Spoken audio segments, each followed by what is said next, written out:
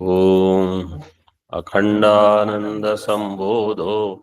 वंदनाद्यस्य जायते गोविंदं तमहं वंदे चिदानंदतनुं गुरुं शंकरं शंकराचार्यं केशवं बादरायणं सूत्रभाष्यकृतौ वंदे भगवन्तौ पुनः पुनः। ईश्वरो गुरुरात्मेति मूर्तिभेद विभागिने व्योमवद्व्याप्तदेहाय दक्षिणामूर्तये नमः। ओम शांति शांति शांति।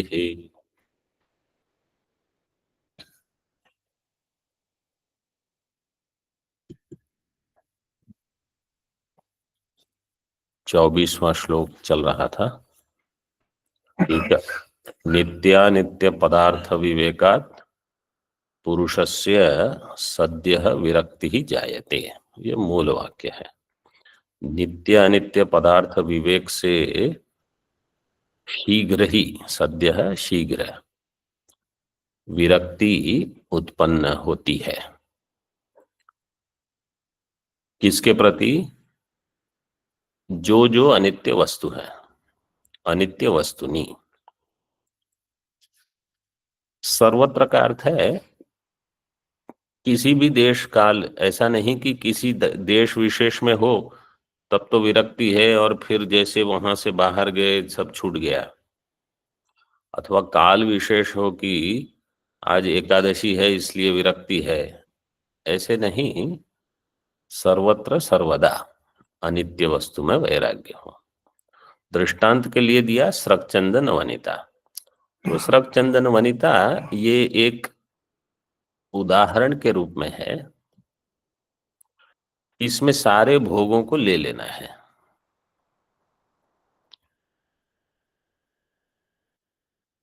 जैसे भजगोविंदम में कामिनी कांचन कीर्ति, इस प्रकार से भी वर्णन हुआ है। तो यहां भी वैसे ही है। स्रक चंदन से मान सम्मान, शरीर की पुष्टि और वनितादि से अन्य भोग, ये सब का उपलक्षण है। तो अन्य सारे भोगों के प्रति भी वैराग्य हो। टीका में हमने देखा नित्यानित्य पदार्थ विवेकात् नित्यश्च अनित्यश्च नित्यानित्यौ। नहीं, टीका नहीं देखी थी ना कल। नित्यानित्य पदार्थ विवेकात् नित्यश्च अनित्यश्च नित्यानित्यौ तौ पदार्थौ नित्यानित्य पदार्थौ तयोर विवेकात् पुरुषस्य विवेकिनः सद्यः स्रक्चंदन वनितादौ सर्वत्र अनित्य वस्तुनि विरक्तिर्जायते। इन सब के प्रति, स्रक चंदन वनिता के प्रति इसकी विरक्ति होगी, इस पुरुष की जो विवेक करता है। तो विवेक कुछ क्षण के लिए करना, कुछ समय के लिए, ऐसा नहीं है। लंबे समय तक जब विवेक चलता रहेगा, नित्य अनित्य का, अनित्य अनित्य का तो होते ही रहता है, वो सभी लोग कर लेते हैं, पशु भी करता है, खाद्य क्या है अखाद्य क्या है, वो विवेक आगे नहीं ले जाएगा आपको। कहाँ भय है कहाँ भय नहीं हो पशु को भी पता है। तो उतना तो वो भी विवेक है, वो विवेक से कुछ नहीं होगा। पहले जैसे हमने कल परसों हम बता रहे थे, कार्य कारण का अगर विचार करना है तो जगत कार्य है, पहले ये बुद्धि बने। अब आपको पता है जब हम ये सोचते हैं 48 घंटे में कितनी बार हमने सोचा ये जगत कार्य है, फिर उसका कारण कोई होगा ब्रह्म, फिर उस कारण में कार्य कारणत्वम ततो नश्येत। क्यों? क्योंकि कार्य मिथ्या है। ये विचार ऐसे नहीं होता, एक दो वाक्य सुनने से जगत कार्य रूप में है, वो किसका कार्य है वो सोचना है। इतनी जल्दी ये समझ ही नहीं बनती,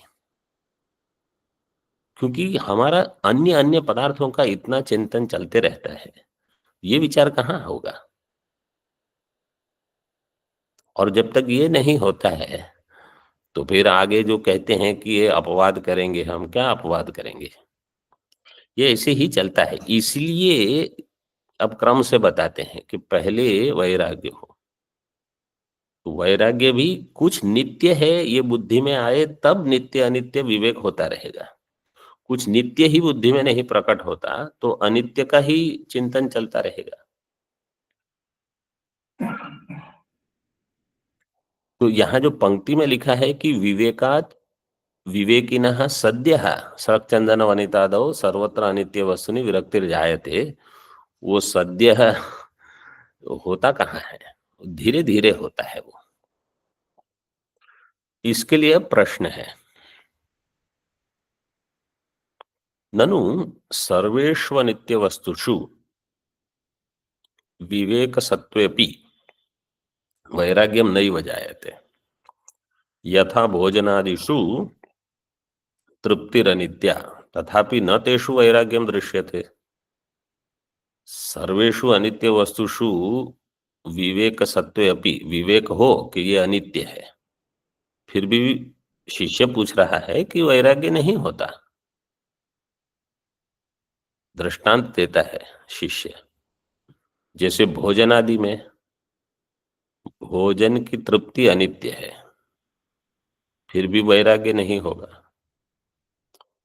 ये साधारण दृष्टांत है, हर समय होता है। अन्य कोई भी हो दृष्टांत, जैसे कुछ न कुछ अनित्य सुख हमको इस लोक से प्राप्त होता है, और अनित्य सुख जो है उसकी इच्छा मन में बनी रहती है। अच्छे भोजन का सुख हो, जैसे बहुत गर्मी है तो स्नान का एक सुख है, आनंद है। और जब बहुत ठंड हो तो गर्म कपड़े का वो भी सुख है, वो आनंद देता है आपको। आप कहते हो अब मैं निश्चिंत होकर बैठ सकता हूँ। तो बहुत ठंड लगेगी, कहो अध्ययन करो, क्या अध्ययन होगा? तो वहां भी कुछ तृप्ति, कुछ सुख का अंश है, वो भी अनित्य है।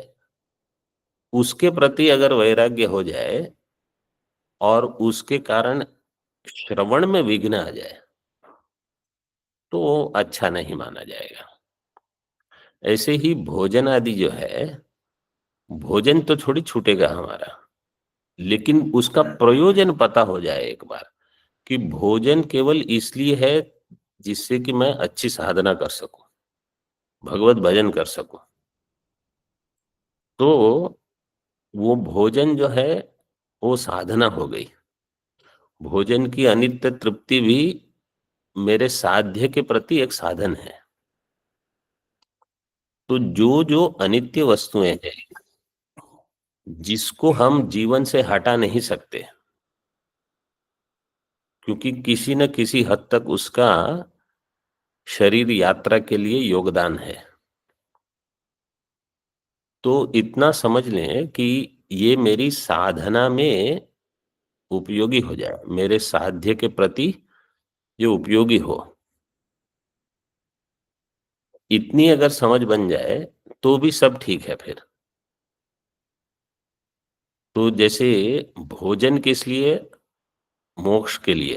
अब कोई कहेगा मोक्ष के लिए भोजन कैसे? तो भोजन से शरीर की पुष्टि होगी तो रोग कम होंगे, तो श्रवण आदि में चिंतन अधिक होगा, ध्यान अधिक लगेगा, ऐसे। इसी प्रकार जब विश्राम आवश्यक है तो विश्राम करना पड़ेगा, जब दवाई लेनी है वो भी लेनी पड़ेगी, भले वो सब अनित्य हो, भले वो लौकिक लोगों की दृष्टि में ये सब आप क्यों कर रहे हो, ये इसीलिए है कि शरीर चले तब साधना होगी। शरीर में अहम भाव बढ़ाने के लिए अथवा शरीर से अधिक भोग हो, इसके लिए नहीं है। तो ये समझ ठीक होनी चाहिए हमारी, कि वैराग्य का अर्थ है कि भोग बुद्धि न हो रहे वहां, साधन बुद्धि हो साध्य के प्रति, ये इसमें कोई आपत्ति नहीं है।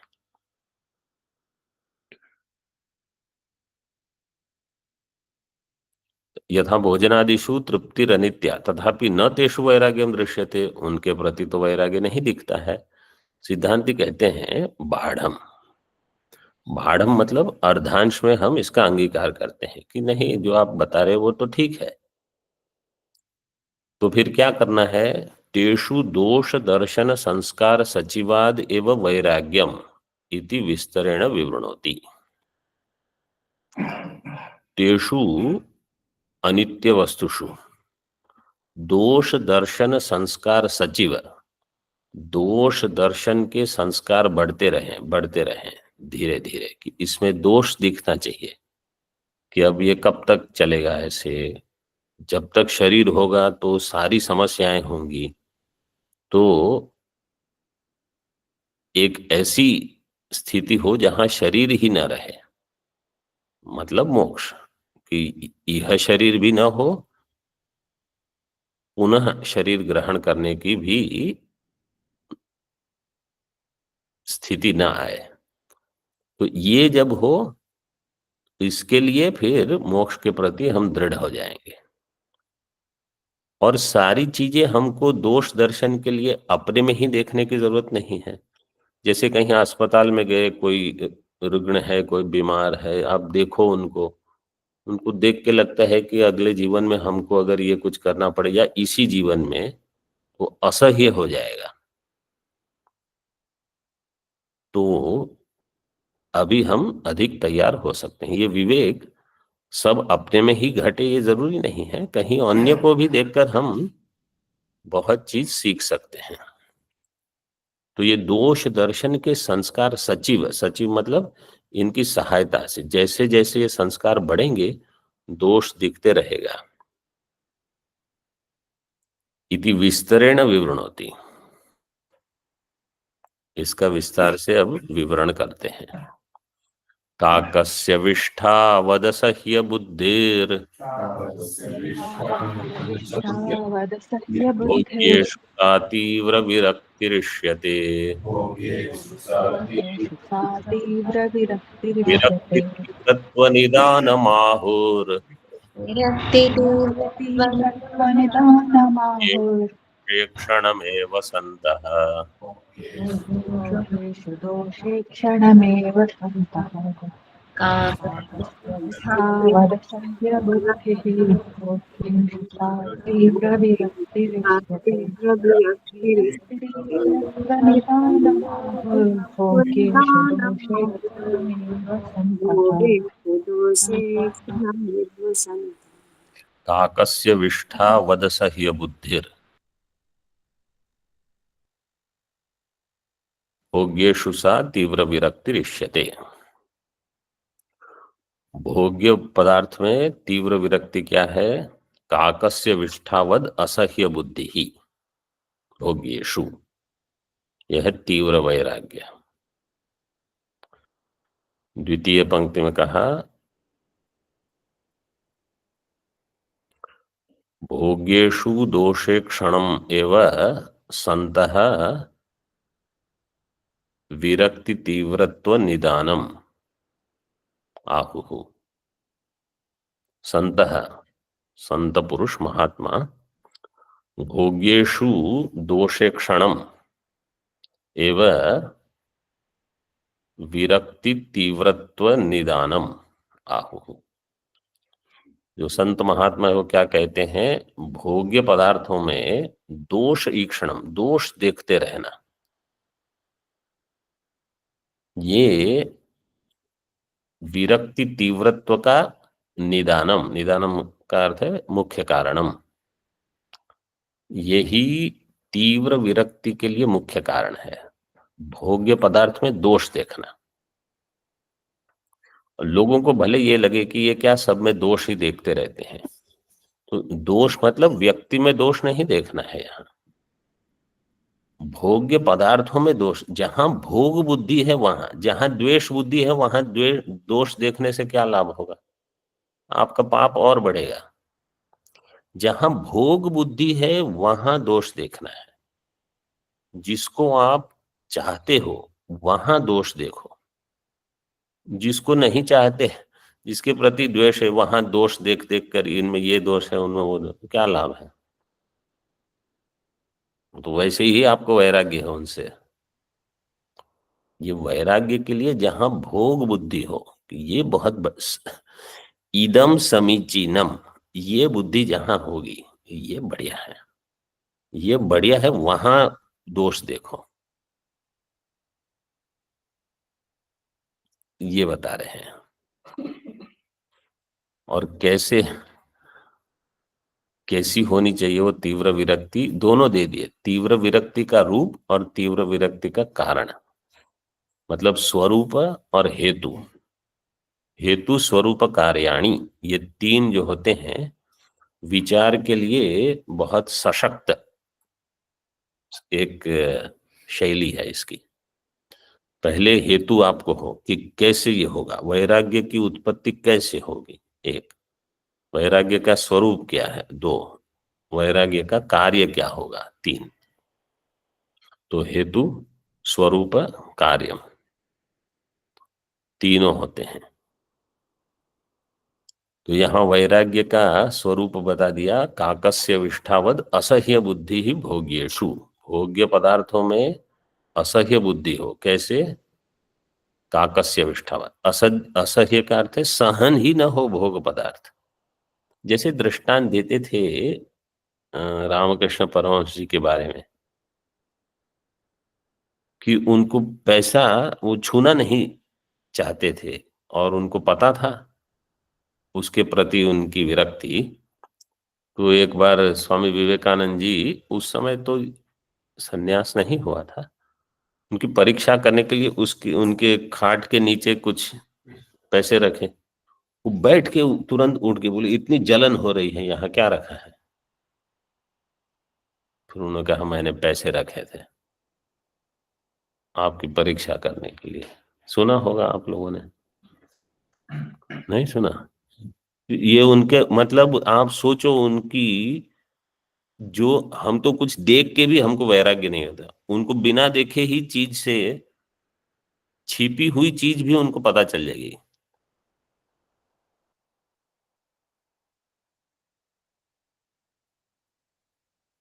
और मतलब कहा जाता है कि विवेकानंद जी ने उनकी बहुत परीक्षा ली उनको गुरु बनाने के पहले, ऐसा बोलते थे। उनको कुछ क्रोध नहीं आया, बहुत ही विरल व्यक्तित्व था उनका। तो अब देखो ये दृष्टांत केवल मैं दे रहा हूं, लेकिन कैसे उनकी असह्य बुद्धि के लिए दृष्टांत है। और काकस्य विष्ठा मतलब अगर समझो हमारे शरीर पर काक की विष्ठा चल रहे हैं, कहीं गिर गई, तो जैसे ही हमको पता चलता है सबसे पहली इच्छा क्या होती, इसको हटाओ यहां से, इसको देखना, इसका दर्शन, इसका स्पर्शन ग्रहण कुछ नहीं। ऐसी बुद्धि बने हैं भोग्य विषय के प्रति, न उसका दर्शन करने की इच्छा हो, न स्पर्श करने की, न ग्रहण करने की। जैसे विष्ठा में तीनों घट जाएंगे, बस ऐसा। गौ की विष्ठा का दृष्टांत नहीं दिया क्योंकि वहां तो हम स्पर्शन ग्रहण कर लेते हैं, इसलिए काक का दृष्टांत दिया।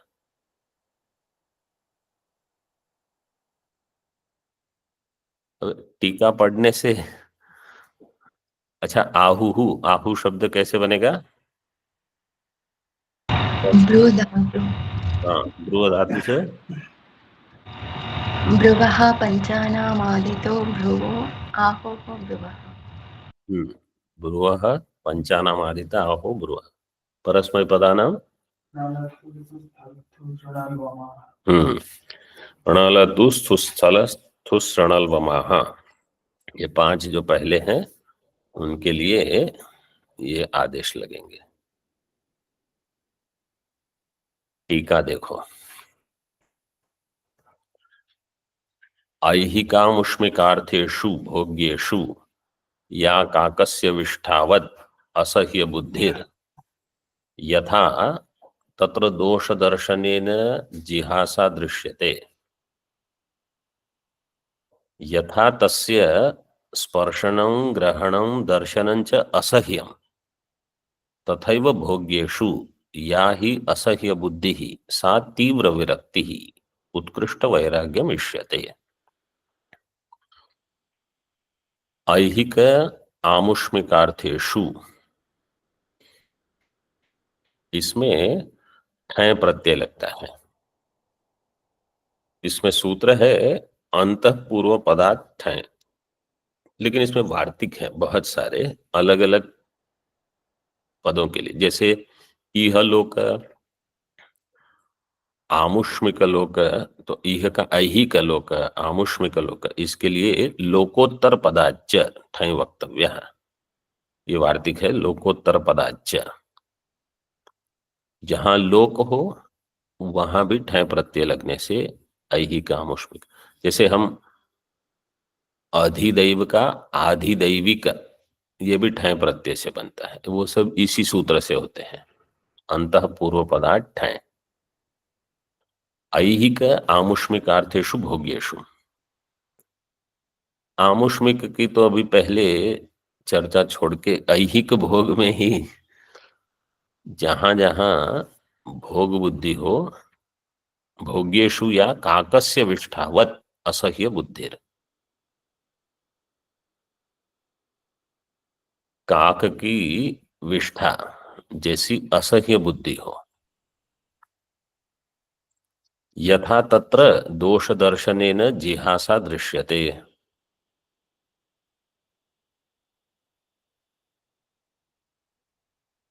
दोष दर्शन से जिहासा होगी। अपने आप में कभी वैराग्य नहीं होता किसी चीज को देख के, क्योंकि जो इसी एक व्यक्ति को अगर वहां दोष दिखता है, अन्य व्यक्ति को उसी वस्तु में गुण दिखते हैं। जैसे हम कूड़ा फेंकते हैं, वो चूहे और वो दूसरे जानवर जो प्राणी होते हैं उनको बहुत सुंदर लगता है, उसमें से उसमें घुस जाते हैं वो। अब हमको कहा जाए कि आप उसी में प्रवेश कर लो, तो कैसे असह्य बुद्धि होती। तो क्यों? क्योंकि वहां दोष हम देखते हैं। ऐसे ही सभी जगह दोष दिखना शुरू हो जाए तो ये वैराग्य बहुत ही गुणकारक है। काकस्य विष्ठावद असह्य बुद्धिर यथा तत्र दोष दर्शनेन जिहासा दृश्यते, दोष दर्शन से उसको छोड़ने की इच्छा होगी, हातुम इच्छा। यथा तस्य स्पर्शनं ग्रहणं दर्शनं च असह्यम, उस काक विष्ठा का दर्शन स्पर्शन ग्रहण सब असह्य हो जाता है। अच्छा, ये वैराग्य का कैसा है कि कोई कोई वैराग्य थोड़े समय के लिए तो अच्छा रहता है। जैसे हम गंगा किनारे टहलने जाते हैं, वहां शाम को बहुत अग्नियां जलती हैं, धुआं दिखता है, तो उस समय उसको देख के वैराग्य आता है कि देखो कितना अनित्य है सब कुछ। और जो लोग वो परिवार वाले होते हैं उनको तो उस समय तीव्र वैराग्य रहता है कि यही सब है कि सब कुछ चलता फिरता है, एक दिन समाप्त हो जाएगा। बोले नहीं चाहिए कुछ, बहुत अच्छे, फिर वहां से थोड़े दूर आ जाओ तो वैराग्य कम हो जाएगा। और अगले दिन 2 दिन के बाद अरे वो लाओ ये लाओ सब शुरू हो जाता है फिर। तो उस समय वैराग्य जैसा तीव्र होता है, वो बना रहे वो भी कठिन है। किसी क्षण किसी चीज के प्रति बहुत वैराग्य होता है, लेकिन वो लंबे समय तक रहे, मतलब मोक्ष काल तक बना रहे, उसके बाद जगत मिथ्या हो जाएगा, लेकिन तब तक बना रहे ये भी कठिन है। तो ये भी होना चाहिए। तो ये तभी होगा जब बार बार वहां दोष दर्शन किया है हमने, नहीं तो वो आएगा फिर चला जाएगा।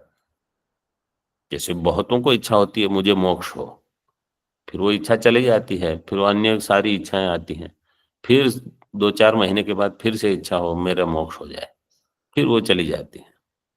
इससे क्या होगा?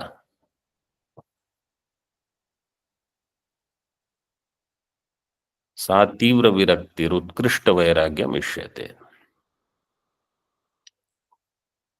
संतः, दूसरी पंक्ति में कहा है संतः महात्मानः, सत्पुरुषाः, जो सत्पुरुष है, भोग्येषु दोषे क्षणम दोषाणाम पौनः पुण्येन दर्शनम एव विरक्ति तीव्रत्व निदानम तीव्र विरक्तेर मुख्य कारणम आहुः।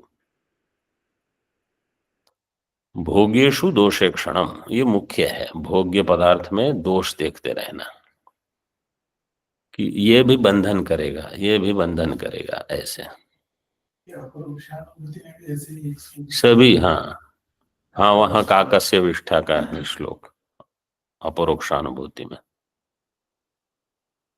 वहां के क्या कहा है, वैराग्यादि चतुष्टयम, विवेकादि चतुष्टयम नहीं कहा। अपरोक्षानुभूति में कहा धर्मादि स्ववर्णाश्रम धर्मेण तपसा हरितोषणात् साधनम प्रभवेत पुंसाम वैराग्यादि चतुष्टय, वैराग्यादि चतुष्टय की उत्पत्ति होगी। किसी ने पूछा वैराग्य पहले क्यों दे दिया, बाकी सारे ग्रंथों में तो पहले विवेक लिखते हो। बोले विवेक करने वाले वैराग्य प्राप्त नहीं करते बहुत, इसलिए अधिक महत्वपूर्ण यही है। जब वैराग्य होगा तो सब आ जाएगा। लेकिन कहने का प्रयोजन यह है कि विवेक पूर्वक जो वैराग्य होगा वही टिकेगा। बिना विवेक के जो वैराग्य होगा, जैसे कल हमने कहा वस्तु नहीं है इसलिए इनको वैराग्य है, ये तो गलत वस्तु है। ऐसे तो बहुत लोग मिलते हैं और कुछ क्षण के लिए वैराग्य है बिना विवेक के, तो वो भी टिकाऊ नहीं रहेगा, क्योंकि इन्होंने समझा नहीं है कि क्यों इसको छोड़ना है। किसी के कहने से छोड़ दिया अथवा कुछ पसंद नहीं है इसलिए छोड़ दिया। लेकिन विवेक, और विवेक भी कौन सा, अनित्यत्व देख के छोड़ना, दोष ईक्षण करके छोड़ना, ये आवश्यक है। वो चाहिए हमको, केवल कुछ छोड़ने से नहीं होता। तो इसलिए बहुत लोग सब कुछ छोड़ के ऋषिकेश में आके सब कुछ इकट्ठा कर लेते हैं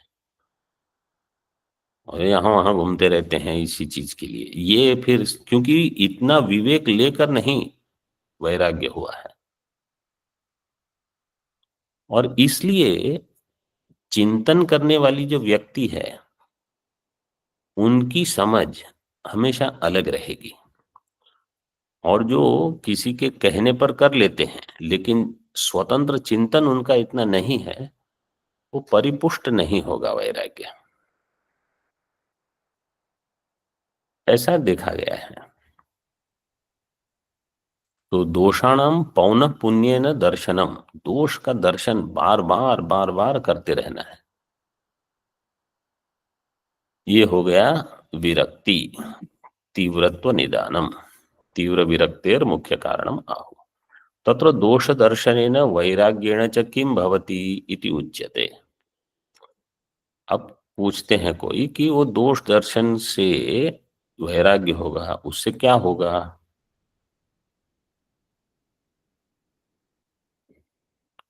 बोले जब वैराग्य होगा तो पुनः वहां प्रवृत्ति नहीं होगी। वो बताते हैं प्रदृश्यते वस्तुनि यत्र दोषो यत्र दोषो सोऽस्ति पुनः प्रवृत्तिः तत्र पुंसोऽस्ति पुनः प्रवृत्तिः कर्महारोगवतीं विजानन्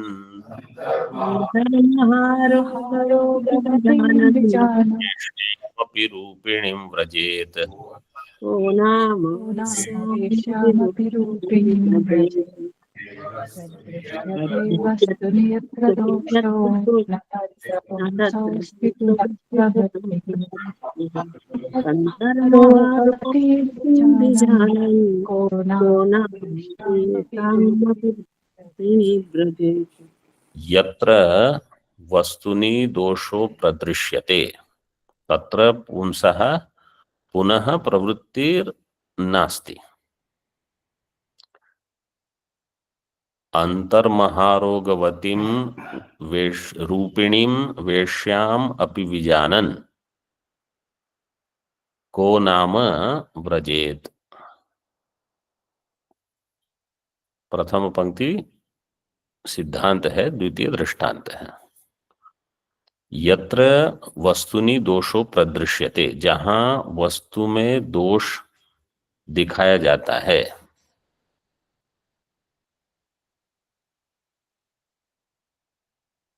अथवा देखा जाता है, दृश्यते,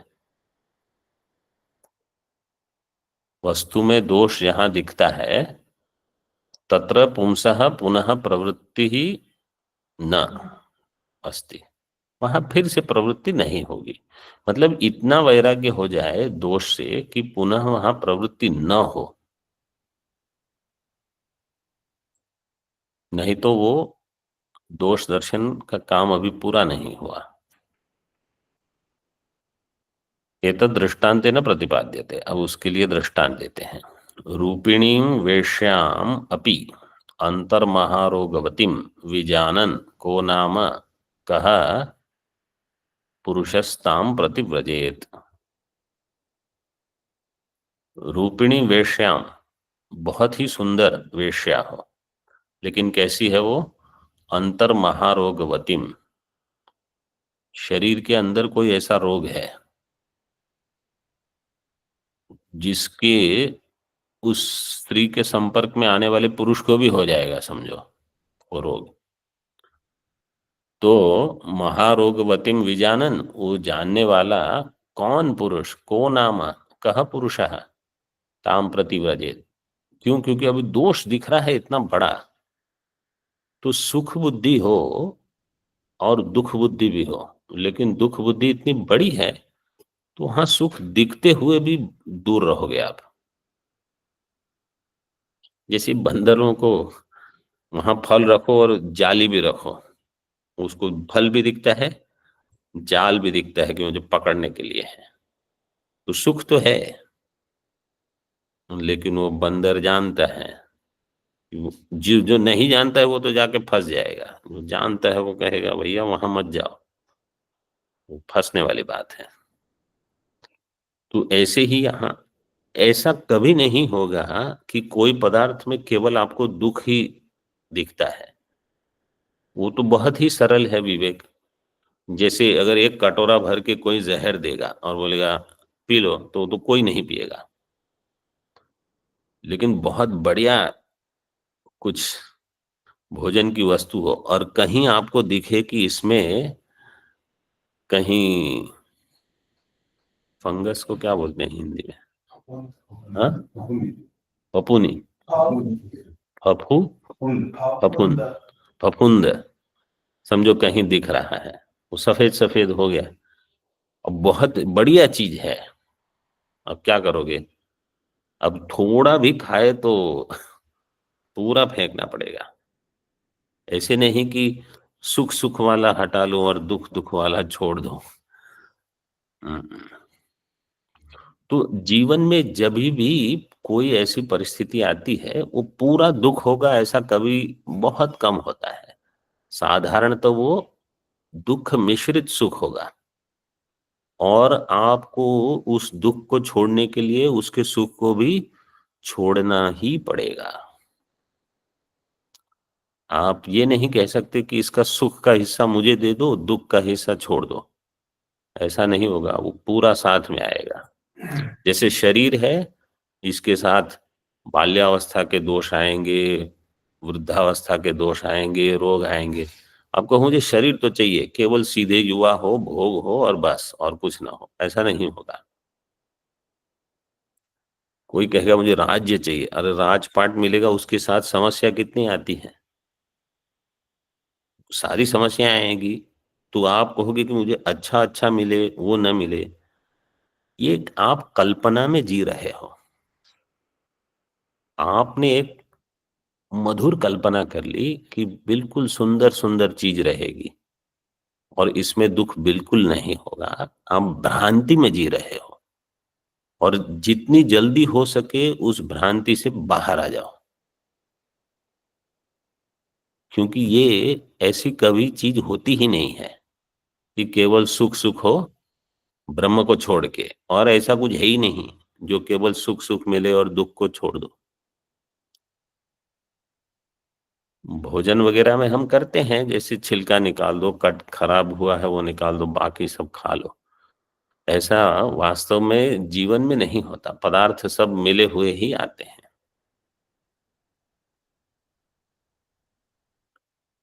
भोग्य वस्तु बंधस्य संसरणस्य अनेक यातनायाश्च कारणम भवेत्। भोग्य वस्तु है वो बंधन का, संसरण का, अनेक यातनाओं का कारण होगा। इति ज्ञात्वा तस्य वैराग्यम नोपजायते। ये होना चाहिए कि ये जो भोग्य की वस्तु है ये बंधन का कारण होगी, ये संसरण का कारण होगी, इसके कारण अनेक यातनाएं होंगी। ये जानकर उसके प्रति वैराग्य हो, उसको छोड़ दो। तस्य वैराग्यम नोपजायते। और येषां वैराग्यम नोपजायते तेषां विवेको निष्फल एव। क्योंकि विवेक का कार्य है वैराग्य उत्पन्न करना। अगर वो विवेक वैराग्य को उत्पन्न नहीं कर सकता तो वो विवेक निष्फल है, उसने जो कार्य करना था वो नहीं किया। निष्फल एव। इहलोक परलोक भोगेषु दोषाः के। अब ये पूछ रहे हैं कि आपने कहा दोष दर्शनम, दोष दर्शनम, तो दोष क्या है इहलोक परलोक के भोग में? तो कुछ वर्णन करते हैं। वास्तव में ये दोष हमको देखने हैं, केवल पढ़ने से अथवा कोई उद्धरण से वैराग्य नहीं हो जाएगा, वो देखते रहेंगे तो होगा। दोष दर्शन। पहला, तत्र सुखेषु दुख मिश्रितत्वम। सुख में दुख हमेशा मिला होगा। बढ़िया भोजन है लेकिन आपको बताया जाएगा कि मीठा बहुत खाओगे तो ये बीमारी होगी, तला हुआ बहुत खाओगे तो ये होगा, तीखा खाओगे तो ये होगा। तो सारे सुख में कहीं न कहीं, और नहीं तो फिर बिल्कुल सादी रोटी दाल चावल खाओ, उससे कुछ नहीं होगा। बोले यहाँ सुख कहाँ है? तो जहाँ सुख दिखता है वहां दुख भी है। ऐसे सुखेषु दुख मिश्रितत्वम, उसका उदाहरण है ये ही संस्पर्शजा भोगा दुख योन एवते। ये जो संस्पर्शज भोग है, इंद्रिय और विषय का संस्पर्श होने से जो भोग आता है वो सारे के सारे दुख की योनि है। दुख योन एवते, दुख का ही कारण है वो। दूसरा दोष है अनित्यत्वम। ये भी कठोपनिषद का है। शो भावा मर्त्य से यदंत कैतत सर्वेन्द्रियाणम जरयंती तेज, वो आगे दिया है। वो भावा का अर्थ है ये कल रहेंगे कि नहीं इसका कोई ठिकाना नहीं है भोगों का। और ये शरीर जिससे हम भोग करेंगे ये भी कल रहेगा कि नहीं इसका भी कोई ठिकाना नहीं है। दोनों अनित्य है। तो क्यों इनको जुटाने के पीछे इतनी मेहनत करनी?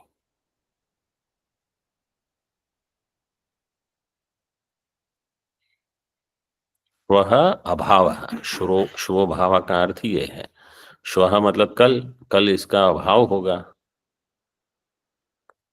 आद्यंतवंतः कौन्तेय, ये भी अनित्यत्व दिखाने के लिए कि सारे के सारे भोग होंगे वो कैसे होंगे?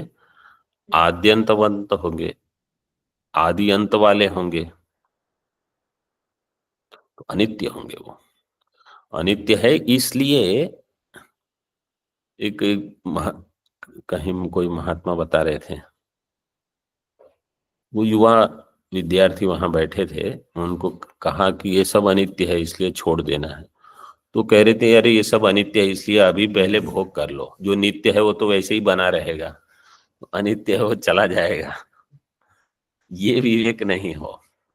अनित्य है इसलिए क्या इसका लाभ है? ऐसे आगमापायित्वम मात्रा स्पर्शास्तु कौन्तेय शीतोष्ण सुख दुखदाः आगमापायिनो अनित्याः। ये भी अनित्यत्व के लिए आगमापायित्वम मतलब ये आ जा रहा है, समझो लंबे समय तक रहेगा लेकिन हमेशा आपके पास नहीं रहेगा। और साधारणतः पदार्थ तो ठीक है, लेकिन ये यश कीर्ति ये सब जो होते हैं ये तो बहुत ही जल्दी आते जाते हैं। लक्ष्मी जी भी बहुत जल्दी आना जाना करती रहती है, तो ये सब चीज उसके प्रति भी वैराग्य हो। सन्यासियों को तो पहले ही होना चाहिए।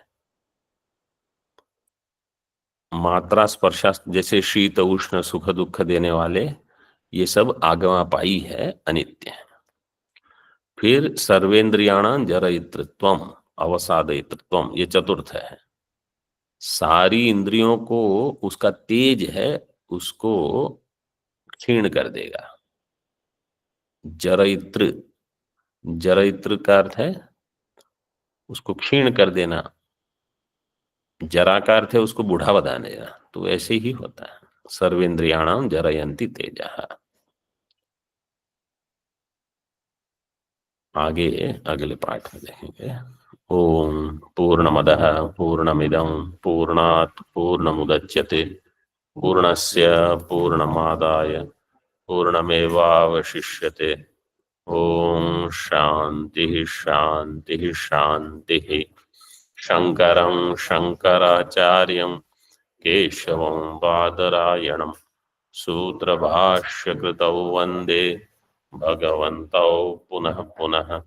ईश्वरो गुरुरात्मेति मूर्तिभेदविभागिने व्योमवद्व्याप्तदेहाय दक्षिणामूर्तये नमः। ओम शांति शांति शांति।